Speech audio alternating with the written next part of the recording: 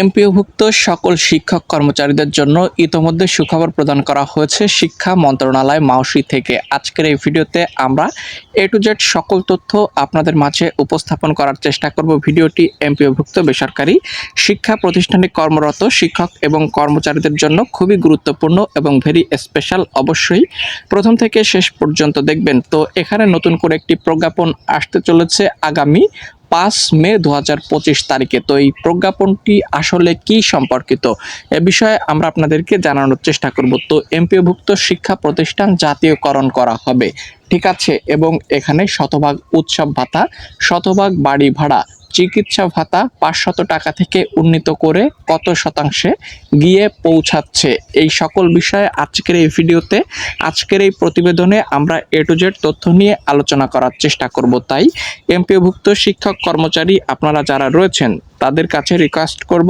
ভিডিওটি প্রথম থেকে শেষ পর্যন্ত দেখার জন্য, এবং যারা আমাদের চ্যানেলের নতুন দর্শক এবং এখন পর্যন্ত চ্যানেলটিকে সাবস্ক্রাইব করেননি, এখনই চ্যানেলটিকে সাবস্ক্রাইব করে দিবেন। তো এখানে আমরা চলে এসেছি মাধ্যমিক ও উচ্চ শিক্ষা বিভাগ শিক্ষা মন্ত্রণালয়ের অফিসিয়াল ওয়েবসাইটে, ঠিক আছে।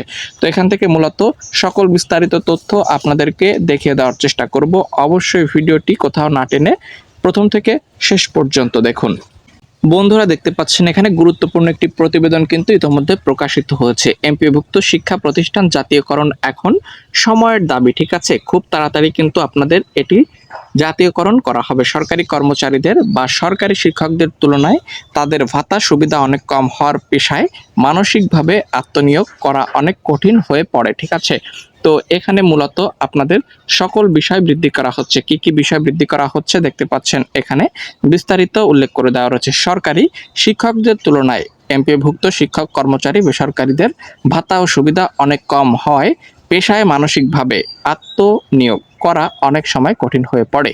এই অবস্থায় এমপিওভুক্ত শিক্ষকদের শতভাগ উৎসব ভাতা, বাড়ি ভাড়া, চিকিৎসা ভাতা জাতীয়করণ সময়োপযোগী দাবি হিসেবে সামনে এসেছে। বর্তমান প্রেক্ষাপট, বর্তমানে বাংলাদেশে হাজার হাজার এমপিওভুক্ত শিক্ষক বিভিন্ন মাধ্যমিক ও উচ্চ মাধ্যমিক শিক্ষা প্রতিষ্ঠানে কর্মরত। যদিও তারা সরকারি বেতন কাঠামোর আওতায় ন্যূনতম বেতন পাচ্ছেন, তারা চিকিৎসা ভাতা পান মাত্র 500 টাকা, যা একটি প্রাথমিক চিকিৎসার খরচও বহন করতে পারেন না। উৎসব ভাতা শতভাগ না হওয়ায় সামাজিকভাবে হেয় প্রতিপন্ন হতে হয়। অন্যদিকে অবসরকালীন সুবিধা সীমিত, যার ফলে শিক্ষকরা বার্ধক্যে গিয়েও নিরাপত্তাহীনতায় ভোগেন।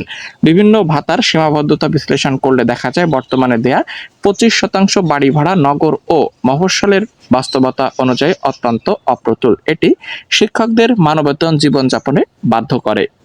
দেখতে পাচ্ছেন এখানে 500 টাকা চিকিৎসা ভাতা দিয়ে কোনো বিশেষজ্ঞ চিকিৎসক দেখানো কিন্তু বর্তমানে বা ওষুধপত্র কিনে খাওয়া এটি সম্ভব নয়, ঠিক আছে। তাই এখানে যে বিষয়গুলো তুলে ধরা হয়েছে আমরা একটু আপনাদেরকে দেখানোর চেষ্টা করব। উৎসবের সময় অন্যান্য পেশার মানুষ পূর্ণ উৎসব ভাতা পেলেও শিক্ষকরা বঞ্চিত থাকেন, ফলে পারিবারিক ও সামাজিক অবস্থানে পিছিয়ে পড়েন। অবসরকালীন সুবিধা না থাকায় শিক্ষকরা সারা জীবনের শ্রমের পরেও আর্থিক নিরাপত্তাহীনতায় ভোগেন, যা নতুন প্রজন্মকে এই পেশায় আগ্রহী হতে নিরুৎসাহিত করে, ঠিক আছে।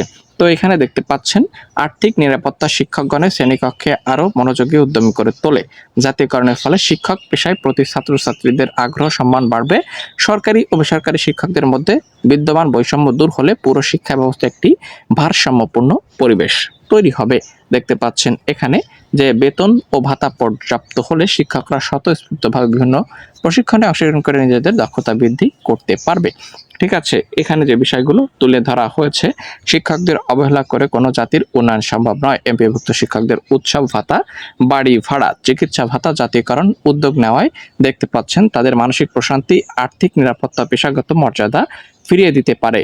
এর ফলে শিক্ষকরা আরো দায়িত্বশীল, নিবেদিত ও উদ্যমী হয়ে শিক্ষার্থীদের গড়ে তুলতে পারবে। শিক্ষা ব্যবস্থার গুণগত পরিবর্তন আনতে হলে এই দাবিগুলো বাস্তবায়ন করতেই হবে বা সময়ের দাবি, ঠিক আছে। তো এখানে এখন তাহলে যা করা যেতে পারে তা হলো সব এমপিওভুক্ত শিক্ষককে শতভাগ উৎসব ভাতা, বাড়ি ভাড়া, চিকিৎসা ভাতা প্রদান নিশ্চিত করা, শিক্ষকদের জন্য একটি সময়সীমা নির্ধারণ করে ধাপে ধাপে জাতীয়করণের কার্যক্রম শুরু করা উচিত, ঠিক আছে। তো এখানে আমরা যে তথ্যটি দেখতে পাচ্ছি যে এই যে এমপিওভুক্ত যে সকল শিক্ষক কর্মচারী রয়েছেন এবং এমপিওভুক্ত শিক্ষা প্রতিষ্ঠান, এগুলো ধাপে ধাপে জাতীয়করণ করা হবে খুব তাড়াতাড়ি, এবং শিক্ষকদের বেতন ভাতা বৃদ্ধি এবং শতভাগ উৎসব ভাতা, চিকিৎসা ভাতা, বাড়ি ভাড়া এগুলো বৃদ্ধি করা হবে।